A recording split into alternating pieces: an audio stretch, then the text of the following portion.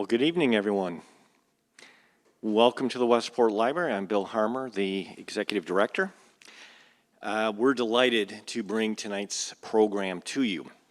Just a gentle reminder that the town of Westport does require that all visitors over the age of 2 wear a mask at all times while visiting the library. We ask that you please leave them on during the duration of your stay. We're making an exception for presenters on stage here because they are socially distanced from one another as well as the audience. So we appreciate your cooperation there. Thank you. Arturo Toscanini is widely considered the greatest conductor of the modern age, and to this day is a towering figure in the history of classical music. Tonight we bring to you Lucy Antek Johnson, who will be in conversation with Westport's own Mary-Lou Weisman to talk about her father, Samuel Antek, Toscanini's first violinist.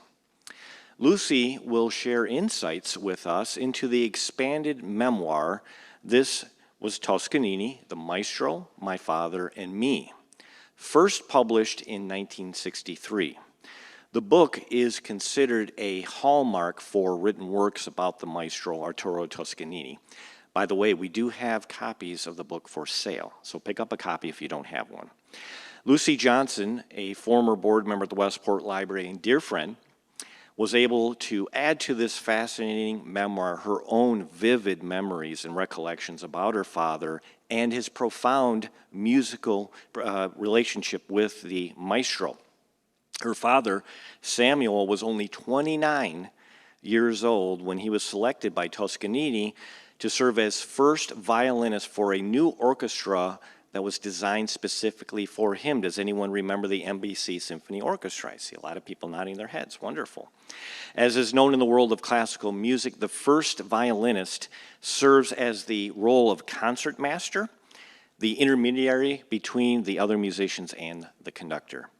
Antek served in this prestigious role until Toscanini's retirement at the age of 87. Lucy was born in New York City. After studying music, fine art, and ballet, she was drawn to the world of television production and spent her entire career in the entertainment industry, working with such producers as Martin Charnin, Harry Belafonte, David Susskind, and Roone Arledge. She soon worked her way up to senior vice president of daytime and children's program at CBS. In conversation with Lucy tonight is her longtime friend, Mary-Lou Weisman. Mary-Lou is a beloved author and teacher. She has written 4 memoirs, Playing House in Provence, Intensive Care and Traveling While Married, a biography, Al Jaffe's Mad Life, and a best-selling humor book, My Middle-Aged Baby Book. As an adjunct professor, she has taught writing, both memoir and personal essay at the New School, New York University, Manhattanville College, and of course, right here at the Westport Library, where she has made a lasting impact on numerous aspiring authors in our community.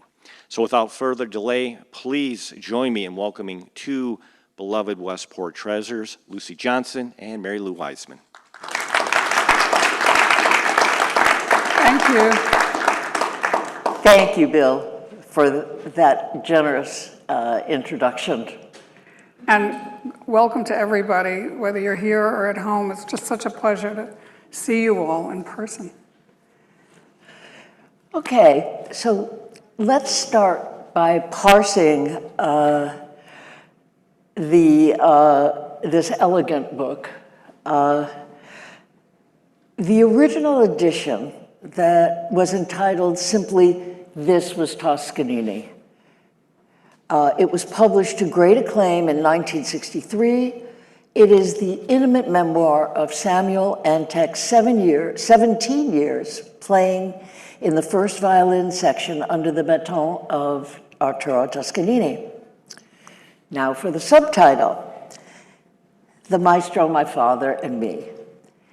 His daughter, Lucy Antek Johnson, right over there, has reissued an expanded version of her father's book.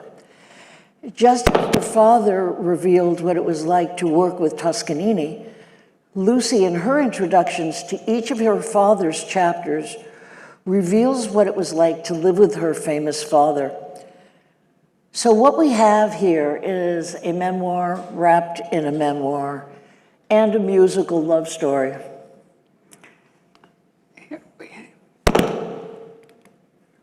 Okay. There we This is go. what I fear the most is this. Thanks, Mary-Lou.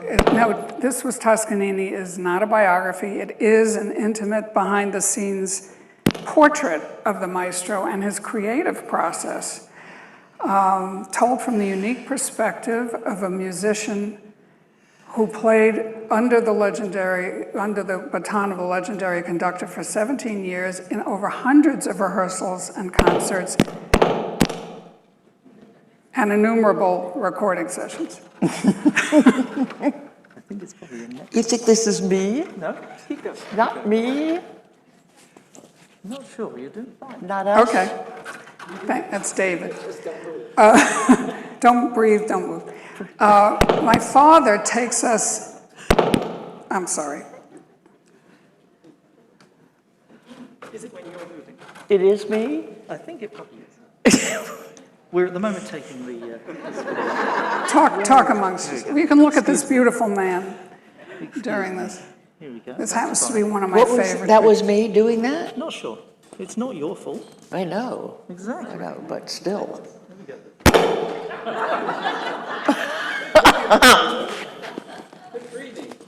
Yeah.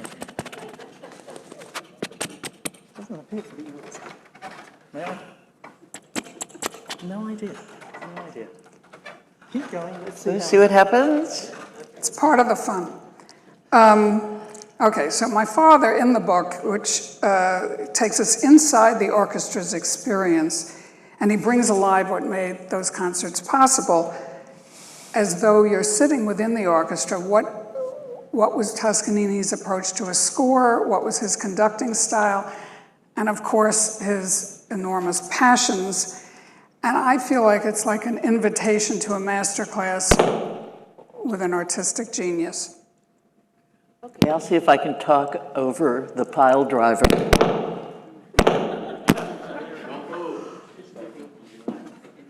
Shall I sit very still? It might help.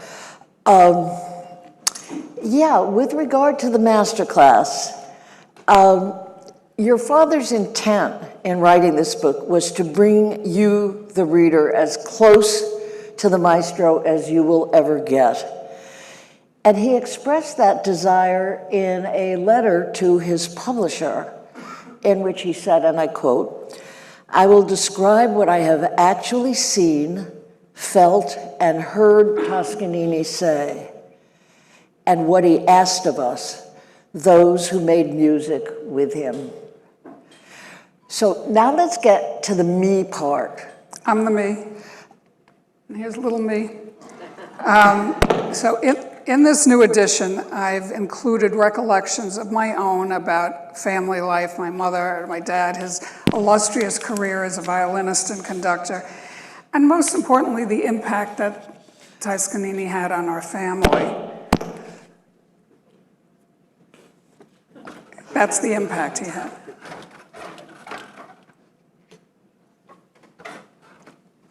We're going to switch you out to that. We're going to mute this one. Okay. You can just speak into that. Okay. Make sure you're holding it there. That will be muted.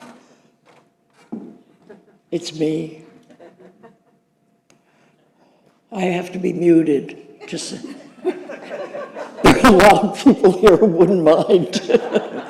You see. Okay? Let's go. Okay, let's go. Let's see what happens. Okay, so why now? I mean, why, after decades, you've decided to embark on this project and reissue this book and write introductions to your father's chapters? Well, my mic is off. In 2017, it was the 150th birthday of Arturo Toscanini. And here we are. And there were a lot of articles written and books. And one of the special books was a biography, a new Toscanini biography by Harvey Sachs. Some of you might have seen him a couple of years ago when he came and spoke up in Westport. And when I saw that he had quoted passages from my father's book in his new book, I was proud and thrilled, and I could see his words in print once more because the book had been out of print. And I sat down and read it again after many decades, and then I just knew, I absolutely knew that not only was Toscanini's art still relevant, because art is timeless, but my dad's words were still relevant. And and so I felt that his book deserved a new life and introduce it to next generations of musicians or music lovers. But most important to me was to bring my father's story into the spotlight. But where do you begin? So at first I thought, oh, I'll just write an intro to the book and I'll capsulize it. And then I realized as I got to look through things and think about it that I had much more to say and much more that I wanted to contribute. Each of my father's chapters deserved a new intro from me, always sharing more about his career and about our life my life growing up in a musical household. So, for instance, in one of the chapters is about the NBC 1950 tour across country, while I write about the 1940 South American tour that the orchestra took just at the beginning of the war, and they were sailing to South America to Nazi destinations. They were very fearful. So I write about that, or in another, how I'd listen to my parents talk the morning after a concert, and I'd listen to the critiques. Or how then as I got older, I got more curious about the preparation my father would use for his performances. So each introduction has its own shape and form. And once I zeroed in on all these themes, I just forged on. So how did you go about doing the research? Where did you start? I started in my basement, is where I started.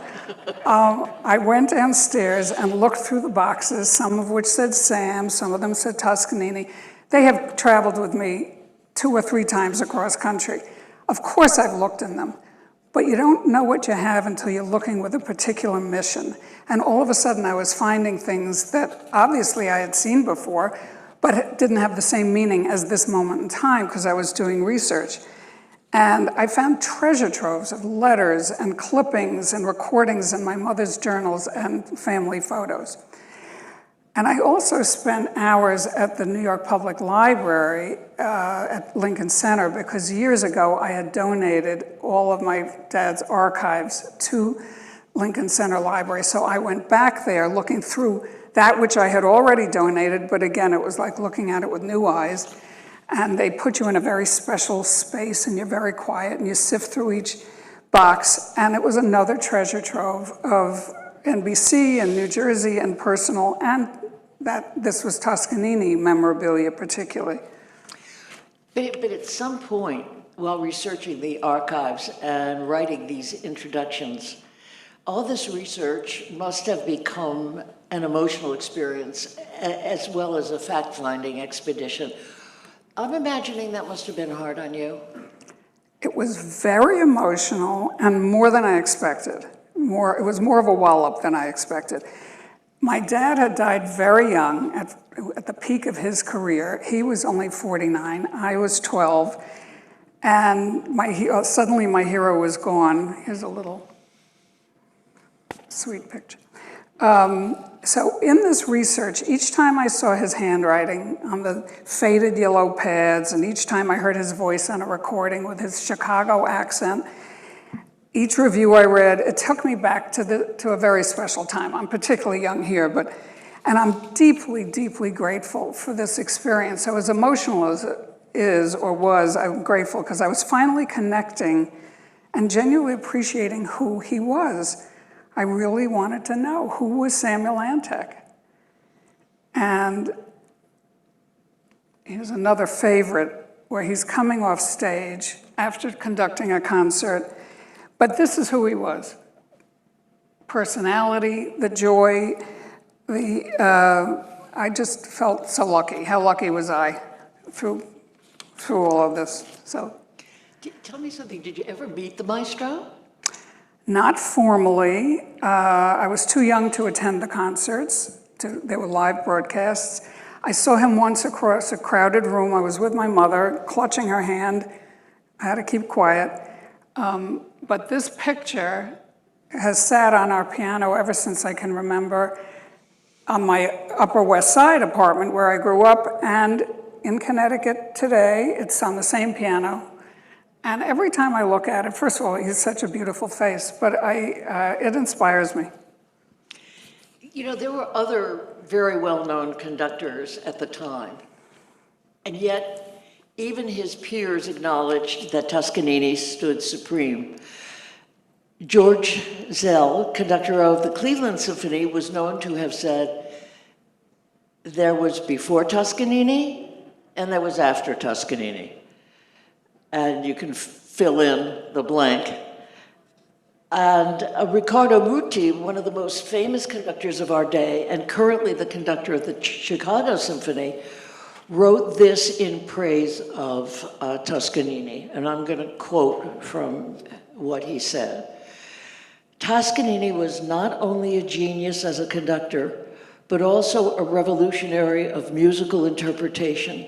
In fact, he placed the performer totally at the service of the composer in sacred respect for and fidelity to the written text. Toscanini, here he is conducting the orchestra, definitely believed that the performer's job was to get as close as possible to revealing the composer's intentions rather than using the music for one's own self-expression. And he was known to have said, play what is written, look to the score. So here he is looking to the score. How loud is forte? How soft is pianissimo? His genius in art was how he shaped a performance and how he interpreted the composer's creations. And so that the performance would make a difference not only to him, to the musicians, and of course the audience. And he was constantly reinterpreting and re-expressing, finding new ways to express the music. He wasn't rigid in that sense. But as you can figure out, a conductor can't do it alone. He needs a composer, musicians, and instruments to do his art or her art. And for Toscanini, the orchestra was his instrument. Like most of us, I knew something about Toscanini's career as a conductor, but I didn't know anything about his earlier life as a musician. Will you tell us something about that? He was born in Parma, Italy, in 1867, which, just to put it in a little context, Brahms was about 35. So if that helps you at all, that he was born not too long after Brahms. And at 18, he graduated as a cellist from the conservatory. And at 19, only 19, he went on tour with an Italian opera company to Brazil. And he was the principal cellist and the assistant chorus master. But a historic twist of fate changed his life and our music history because the conductor quit.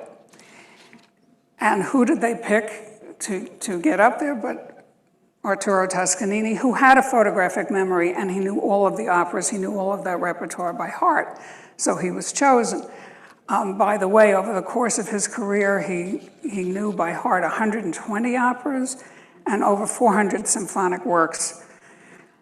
Yet he still insisted that you look to the score. He didn't want anyone memorizing.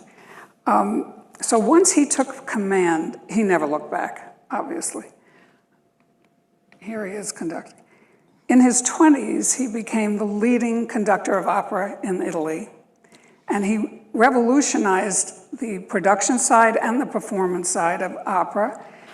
And by 30, he was principal conductor of La Scala. And through that period, he had introduced La Bohème and Turandot and Pagliacci, just to name a few. His reputation is such that he was known as a single-minded, almost stubborn gentleman when it came to music and to politics. His devotion to music was matched by his stubborn and vocal opposition to Mussolini and Hitler. In fact, his politics made headlines as well as his music. So you can tell us more Yeah, about he that. he absolutely did. First of all, he was internationally renowned. So everything he did made headlines, including his political stance. He was a staunch anti-fascist, and he refused to perform in Germany once Hitler came to power.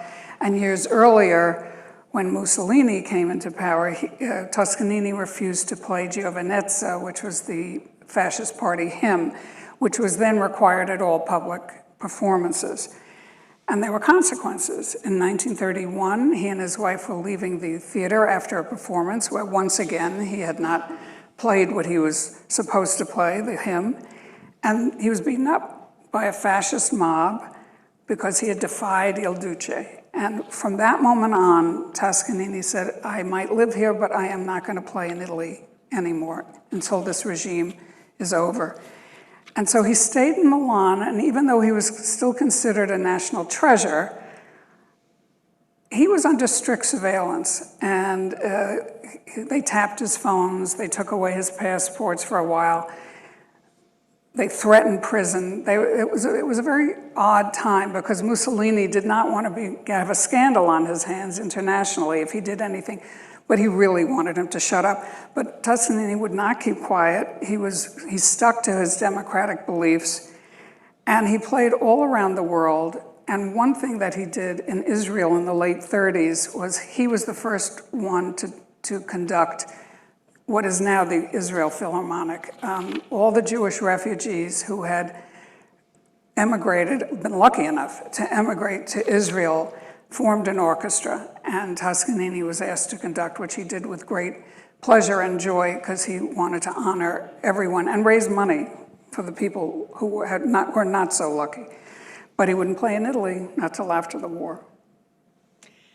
So here's how the great orchestra came to be.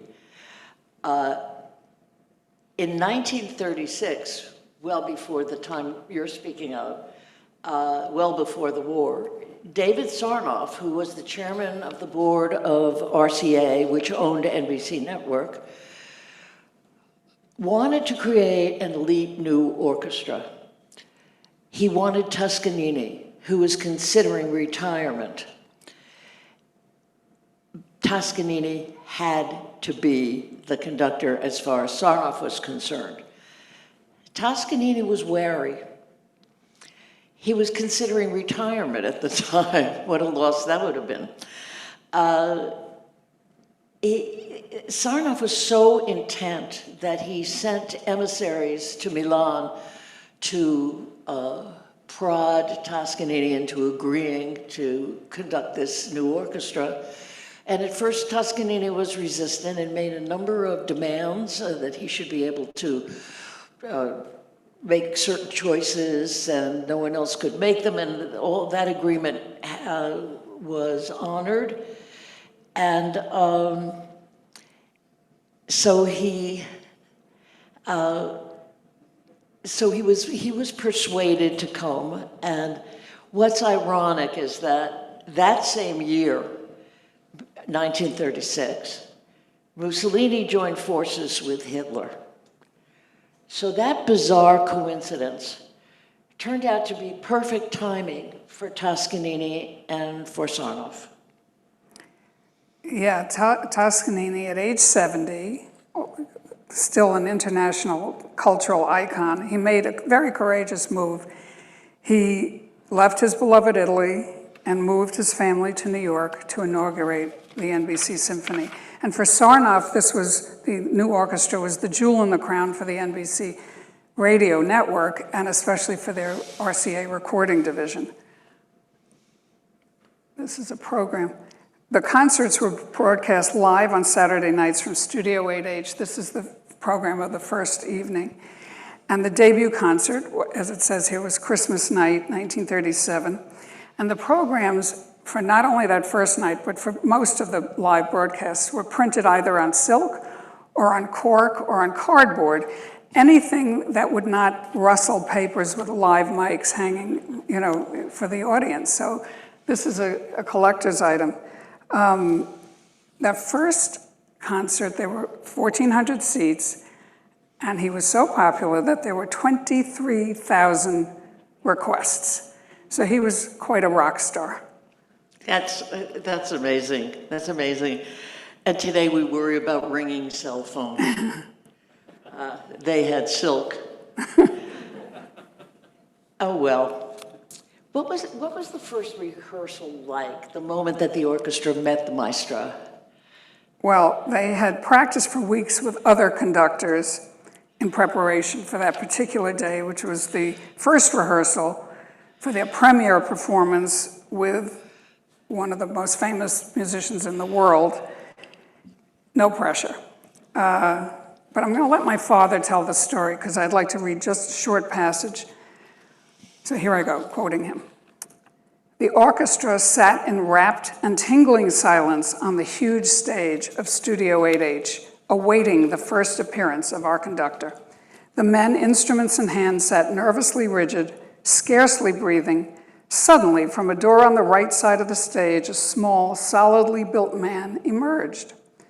Immediately discernible with a crowning white hair and the impassive, square, high-cheekboned, bemustached face.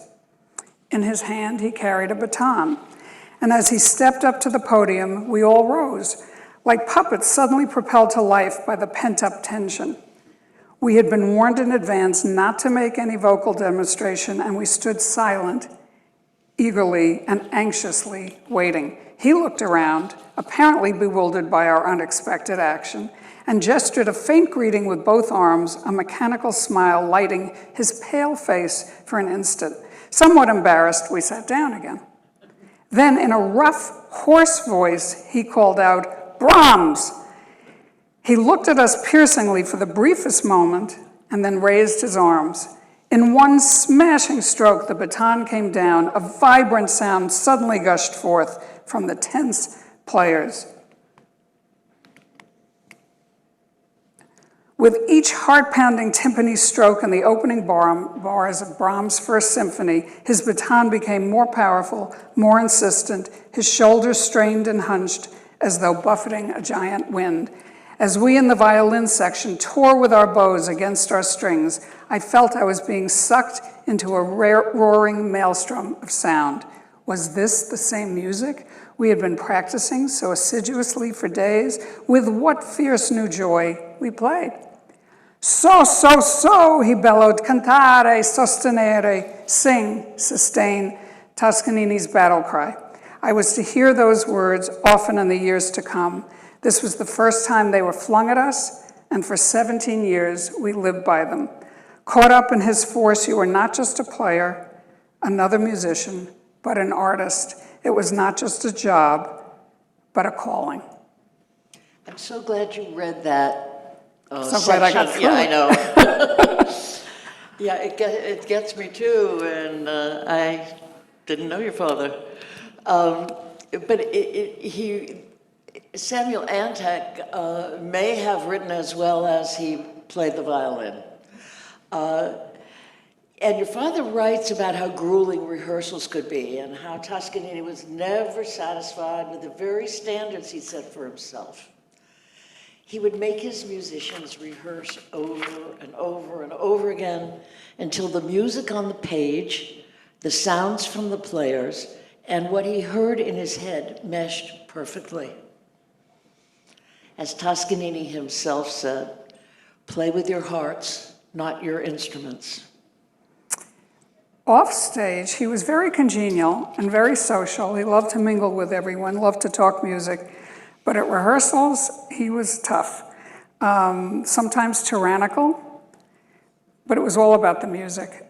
He could be very temperamental, and especially if he wasn't satisfied with his own work. Some of those rehearsals became quite dramatic. He would tear up a score, he would rip off his jacket, he would break a baton, he would stomp out of the room. And he was famous for flinging his Italian curses. Vergogna, which means shame, was one of them. It's un pasticcio, meaning it's a mess, was another. And then he would get slightly, bring God into it, and he'd say, corpo del vostro Dio. So I think you can figure that out. There were more earthy ones that he used along the way. And my father used to say he was a peasant that Toscanini was a peasant at rehearsals and an aristocrat during concerts. And anything could set off the fuse. A late entrance, a note held too long. But my father writes about many of these outbursts, and I'll read just a short quote from one of them. Now he's in mid-outburst. This is a quote. One of his most violent displays of temper concerned nothing more than two grace notes that had not been articulated in Wagner's Tannhäuser Overture. A momentous crime in Toscanini's eyes. The small notes, he would shout. These seeming minutiae were terribly important to him, and they became so to us. Because to Toscanini, music was no game of wits, no mere gratification of the senses. It was dramatically personal and elemental. Every movement of his baton, every motion of his hands, every burst of rage served music. And the musicians loved him, just for that. My father believed that as tough as the maestro was on them, they actually became better musicians because of it. And as the maestro often said, a little Italian here, any asino can conduct, but to make music, is difficile. I think you can do that. So we've talked about the me, you, and we've talked about the maestro, but so many of your introductory chapters are about your father's career. Can you tell us about that? Yep, oh, there he is. There he is. This was the official NBC picture when he joined the symphony. Anyway, he was born in Chicago, and he was a prodigy at a very young age. That's prodigies. And his parents had no money, but they got the best teachers for him. And in his late teens, he knew it was time to move to New York, and he had the opportunity to study with Leopold Auer, who was one of the most famous violin teachers of the day. And Dad also got a fellowship to Juilliard. And then he made his debut at Town Hall, which got fabulous reception. And here at 29, he was invited to join this elite group, the original musicians of the NBC Symphony. But he had always had a dream to conduct. You know, I've got to interrupt you here for a second because I'm amused by the fact that both your father and Toscanini, your father, the violinist, Toscanini, the conductor, the cellist, both aspired to become conductors and both achieved their goal through a quirk of fate. Yes, for my father too. He had been conducting small ensembles in New York, and but one night he had been hired to be do a violin solo on a radio series called the General Foods Radio Hour. And wouldn't you know, a couple of hours before they went on the air, the conductor got sick. So they turned to my father and said, "Can you take over for tonight?" Which he was very happy to do. And he did he was the leader for the next few seasons. So he like being plucked out of the chorus again, that sealed it for him. And he was given the job full time. But now he wanted to conduct a major orchestra. There he is conducting. And his dream came true, and at the age of 39, he became music director and conductor of the New Jersey Symphony, all with the support and encouragement of the maestro. And he didn't have to give up his position at NBC, and he held both positions for many years. And my most vivid memory, because now I'm getting a little older, was standing in the wings of the concerts in New Jersey, but most especially the children's concerts, which were a series that my father had inaugurated and innovated in 1950, a few years before Leonard Bernstein. And I always felt that's my daddy pride whenever I saw him up there. And when Toscanini offered my father an opportunity to guest conduct the NBC Symphony, Dad's future was definitely sealed at that point.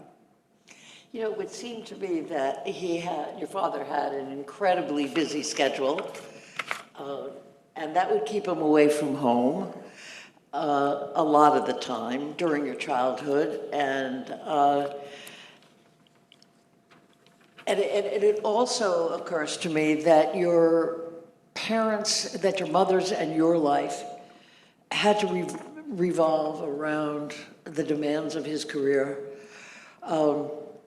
My father was a lawyer by vocation and a good amateur violinist in his spare time. Silence was golden in our house. Silence when he practiced his fiddle, silence when he played quartets with his musical friends, and silence supreme on Saturday nights. And I remember when Toscanini was conducting the NBC orchestra. Well, silence was golden in our house too. When I'd come home from school and Dad would be practicing behind closed doors, I'd have to tiptoe around and we'd have to whisper. And it was very clear that my house was different than my friends' houses. You know, their fathers went to offices during the day, mine was behind closed doors practicing. And as he became more prominent and the phone was ringing off the hook, we all had to juggle his new schedule. It was very exciting, but he was traveling, he was conducting not only New Jersey, but other major orchestras and continuing to play for the Maestro. So there's a lot more. Oh, that's a beautiful shot, isn't it?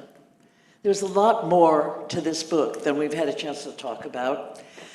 We haven't gotten to the tours. They were all triumphs, and they occurred at a time when Toscanini was particularly relaxed as he moved from place to place. Then there was the tedium of the recording sessions. And one of my favorite chapters is the revealing afternoon that your father spent talking shop in Toscanini's living room in Riverdale. And then there's another chapter that will appeal especially to music lovers. You'll be treated to a bar-by-bar journey through the Oberon Overture, which is a feast to behold. But I note that at the end of your father's Oberon chapter, the publisher wrote, "Here ends the manuscript."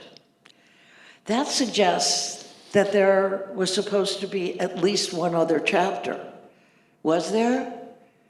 We'll never know. He died before he could continue writing. He had definitely finished all the chapters that are in this book, but it always seemed odd to me that the book would have ended there. And I found handwritten notes in his archives, all on the yellow lined paper, that he titled The Final Concert. And I'm gonna say that's what he had decided the theme would be. I don't know. They were never published. And I'm gonna tell a story about the last concert of the NBC Symphony. It was April 1954, and in the middle, and by this time Toscanini was 87, and in the middle of the concert he just stopped. And he dropped his hands. And the orchestra was completely baffled. The audience in the studio was totally confused. The engineers in the recording part of the studio, they didn't know what to do, and so they scurried and put on because it was live, put on another recording to play for the home audience, who absolutely didn't know what was going on. And yet, within a little while, it wasn't too many minutes actually, he rallied and he finished the concert. And couple of sentences from my father's notes, which I'll read. As our beloved 87-year-old maestro left the stage, dazed and tottering, he pushed past me and the baton dropped from his hand. It was to be the last of his conducting in public with the NBC Symphony. So he died a few years later in 1957, just before his 90th birthday, which by odd coincidence was almost a year to the day that my father died in 1958 at 49. Who knows? So how did the book get published? Well, my mother, it took her a couple of years, but she finished compiling the book as written. She did not want to put anything new in it. Obviously, it was polished for certain typical editing, but she did not want to write anything. And she joined forces with photographer Robert Hupka, who took all of these exquisite photographs. And Robert was, at the time, an amateur photographer. He was an engineer for the RCA. So he had access to all the rehearsals for over the years. And he must have taken, I don't know how many hundreds of gorgeous shots, usually with long lenses, candid shots. There were so many people in the behind the scenes. The story goes that Toscanini did not know they were being taken, and I can totally understand that he would not know it. And these pictures have now become iconic, but they were first published in the first publication of the book. So the book was published posthumously in 1963. And in 1963, Edward Downes praised the book in his review in the New York Times. And I'll quote a bit from his review. "After the recordings, this book will probably remain the most enduring and endearing monument to the art of Arturo Toscanini." And it has. And this book was then, and it remains, the only recognized full-length narrative about working with Toscanini from a musician's point of view. So it's quite special in that regard. Yeah, it's still him. So we've had a taste of your father's writing and a glimpse at your new essays. Is there anything more that you want us to add? Any last thoughts about the experience of writing this book? Sure. Here, I'm going to put the two guys up there. On this writing journey, I finally embraced a whole new relationship with my father. I was seeing him now from an adult point of view, not from the perspective of an adoring young daughter. But also, which I didn't expect and totally cherish, I developed a soft spot for the Maestro. And especially, I found this quote only recently, but I think it encapsulates his humility and his personality. So this is his quote about himself. "For 40 years and more, I have heard words of admiration, of wonder, but I am, and always will be that unhappy man, always unsure of himself, fearful and anxious about the choice of a movement or an expression. Poor devil." I suppose I shouldn't be surprised. Here's the Maestro, the master, all-powerful, the best of the best, sought after, adored. And just like the rest of us, the poor devil is anxious and unsure of himself. Oh my. Let's hear it for irony. And I got to tell you that this soft spot, because he was, for me, this irascible, musically brilliant, politically courageous, and shy, he was shy, force of nature is someone I really, really would have loved to have known. And this book becomes a tribute to two musicians whose paths fortuitously crossed and whose individual gifts inspired each of them in their lifelong quest to make beautiful music. Fini.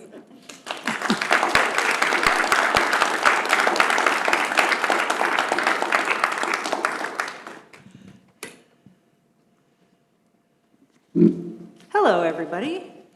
If you are in the building and you have any questions for Lucy, please walk over to the microphone that is on your left. In the meantime, we are going to start with a question that came online. Are you ready? I don't know. Can you explain how you went about doing your writing for this and how you got it published again? Well, I started off, as I explained, determined to reissue his book. And in the beginning, I wasn't sure what my part would be. Now, I've been fortunate for years of studying memoir and going through memoir workshops, Mary-Lou being my guide and my guru. And I had learned, even though I wasn't quite sure what the process would be, I had learned that you have to make a little story out of a memory, otherwise you're just writing a journal.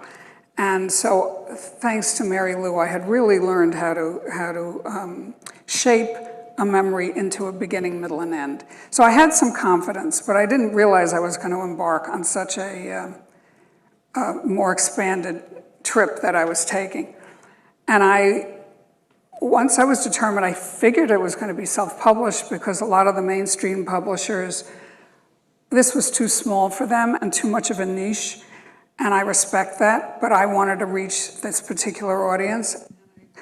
I would listen to webinars and I would read all about every article I could find. How do you do this? I just kept moving forward. Step by step by step, I just kept moving forward.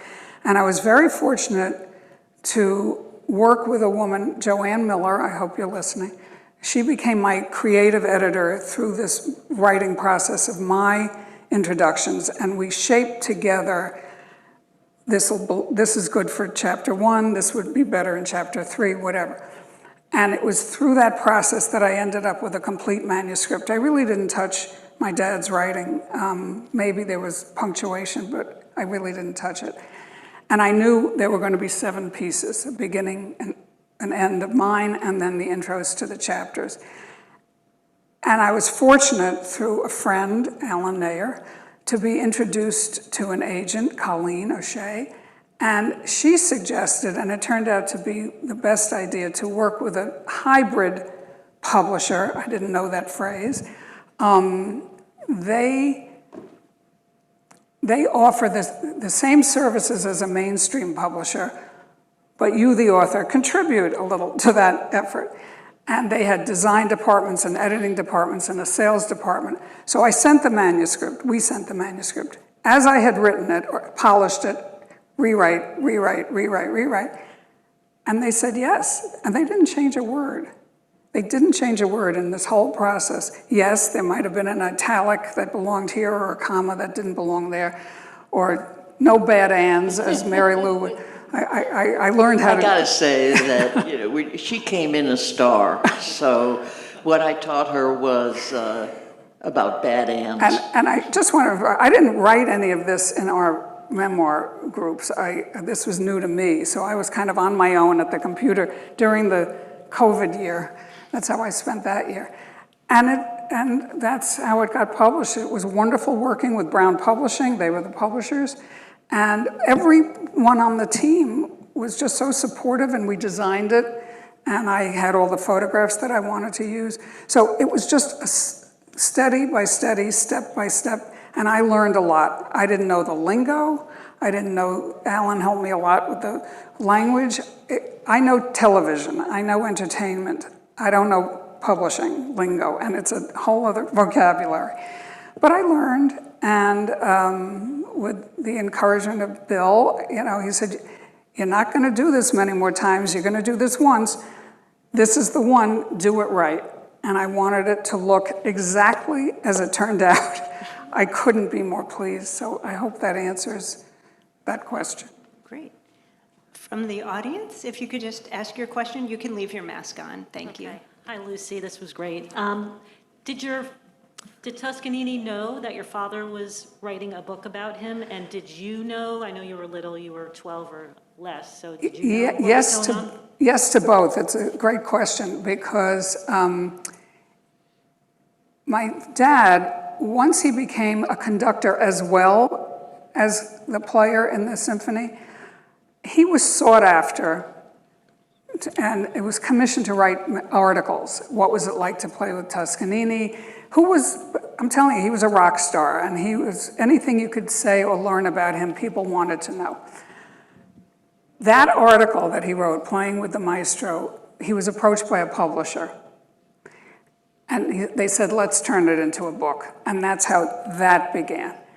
Meanwhile, the Maestro had read the article and was very complimentary and very simpatico and very pleased, because my father had told some truths, had talked about sometimes the rough rehearsals or the rough language, but he didn't mind. He thought it was truth, and he was very pleased to be represented, so that was nice. And did I know? Yes, because by 1950 I was a little more aware. And my mother was typing up all the manuscripts. He'd handwrite it. She would type it on her portable typewriter. And every once in a while I'd get in the act, because this went on over a few years, you know, they'd have me proofread because I wanted to do something. But yes, I was aware. And then when I was, you know, a teenager when the book was getting published, and my mother and Robert Hupka, the photographer, would sit at the dining room table night after night after night, surrounded by all his photographs and what should go where and what. So I was very aware at that point, of course. Yeah. We have another question from the audience live.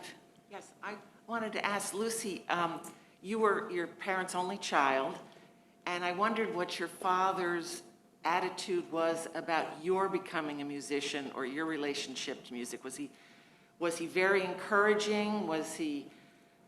Did he expect this of you? Did you feel pressure to become a musician? Or? No, that's a great, Maggie, thank you. The question is, did I feel under any pressure to become a musician or to study seriously? The truth is no. There was no question I was going to study an instrument at a very young age, and so piano became the instrument. My mother was a very fine artist, and even though she played the piano as well, she was a fine artist. So, and I showed some talent for that at an early age. So they just encouraged me with whatever artistic endeavor I wanted to follow, because then I became entranced with ballet. And I got the chance to study at the Balanchine School in New York. So the piano went by the side for a while, the art went by the side. But no, there was never any pressure. There was just do what feels good for you. And I took a complete left turn, or right turn, or whatever turn, and didn't choose any of those particular arts. But it all gets incorporated because I'm me, you know, so I still paint, and I don't really play the piano anymore, but it's sitting there waiting for me. And, but here's what I thought in the last few weeks. I want to start taking violin lessons. I don't want to become a violinist. I don't even want to play even that good. I just want to know what it feels like and what it felt like for him. And so that's my winter endeavor. Okay. Lucy, Sybil. I have a question. But before I do, I want to tell you, from a person who does a lot of reading, how much I enjoyed the book, how much I learned about how an orchestra works, and what you added, your personal memories made it very warm. So I see the book as a wonderful gift book in the holiday season. And it's perfect for anybody who's ever cared about music at all. So where do you go from here? You explained the process to get the book published. You don't have a publisher behind you. I hope this is not the only time that you're going to get up there and share information. Do you have any idea of where a self-published book, a beautiful one, can go from here? Well, I'm working with a wonderful team, a PR team, Merrill Moss Media and Deb Zipf. And I've been Zooming all over the place and talking to a lot of NPR stations promoting the book. But what I'm finding is that there's such knowledge out there, certainly by the people who want to talk to me, you know, and it's been a challenge because I didn't know what to expect, but people are responding not just to the original material, but also to what I wrote. So I go, oh my goodness, you know, they like me, they really like me. But is that what you meant, Sybil? Okay, I don't know whether I'm up to writing anything else. Maybe we'll go back to our memoir group and write for ourselves, but I think we've shared a lot. So I think this book, I don't only just think it, it's been mentioned too, is evergreen in the sense that it's as valid a year from now as it is today, as it was 50, 60 years before. And so there are going to be events that happen or opportunities as the year goes on, and things are booked already into the spring. But there's been wonderful reception. WSHU just was so generous and so kind. And I think Kate Remington has a conversation on their website, I guess. So I've been thrilled, and proud. I'm going to go on a limb and say that we're all proud of you too, Lucy. Ooh, Jennifer. Thank you. Thank you. Thank you for this amazing story. And for those of us here in the building, we still have some books available, so Lucy will sign them for you. Or it's on Amazon or Barnes & Noble. Anyway, thank you. Thank you. Thank you all for watching from home. Thank you for watching. I wanted to say one thing. Some of you may or may not have seen what we did before we officially began. You can go to YouTube and see quite a few performances of Toscanini and the NBC Symphony. And it's fun. You should try it. You go down the rabbit hole of Toscanini. So enjoy. Excellent. So Cantare, sostenere. And after you watch the YouTube, you can either take out the book here or, like I just said, buy it for your own home. And thank you all for coming. A recording of this will be available on our website if you know of anybody else who wants to watch. Thank you all for coming. Thank you, thank you, thank you.